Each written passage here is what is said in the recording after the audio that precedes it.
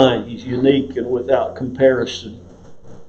Even describing him with mere words truly falls short of capturing who he is, and our words cannot do justice to describe our holy Lord.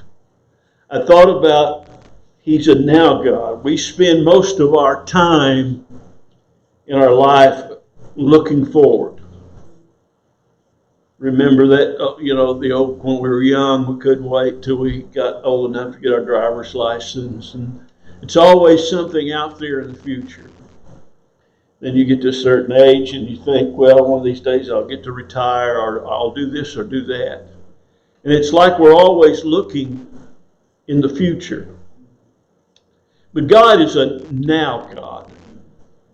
Do you understand what I'm saying? God is right now.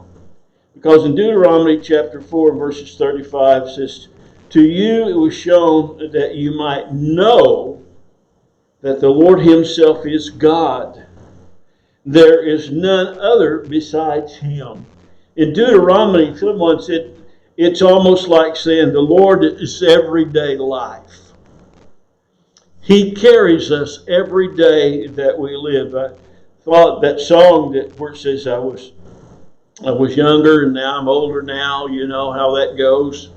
But all of us go through times and we go through situations and we look at different circumstances. And, I keep thinking when David said, when I was young, I went anywhere I wanted to go and did anything I wanted to do. Now that I'm getting older, somebody has to help me go somewhere, But God is an everyday God. He's not just a God of special days. He's not just a God of Easter. And I enjoyed our number last week, and it was good to have a house full. Amen. And we're looking forward to Christmas. Oh, that was a smart way. But the Lord is everyday life, okay? And if you're going to be established as God's faithful people, your relationship with him has to be more than a religious formality reserved for special days on the calendar, okay? God must become an integral part of your everyday life.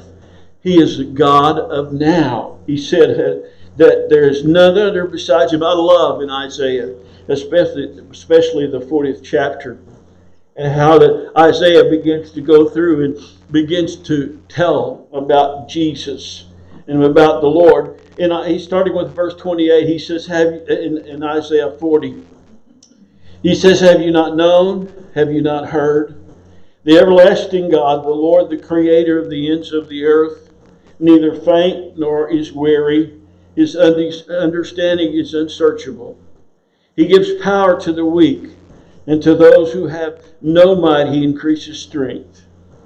Even the youth shall faint and be weary, and the young men shall utterly fall. But I love it. But those that wait upon the Lord shall renew their strength. And they shall mount up with wings as eagles, and they shall run and not be weary, and they shall walk and not faint. There's no searching of God's understanding. Therefore, he knows all your needs and wants. He knows everything about us. He knows our deepest desires. He knows the things that we desire from him. And he understands the right time to move. There's times that, I think God should move right now. God should move in this instant. But God knows. I had a student one time, and he was always talking about the big picture. And how that he's seen the big picture, and I didn't see the big picture. But God does see the big picture. He sees the end from the beginning. We see that a lot, but he helps us. God is both able and ready to bestow upon his servants any measure of strength and wisdom which their increase may desire. Listen, folks, I'm going to have prayer this morning, okay? I need prayer this morning. Would you stand with me? And physically, this last week has been a little rough on me, and I need prayer this morning. I'm running out of gas this morning.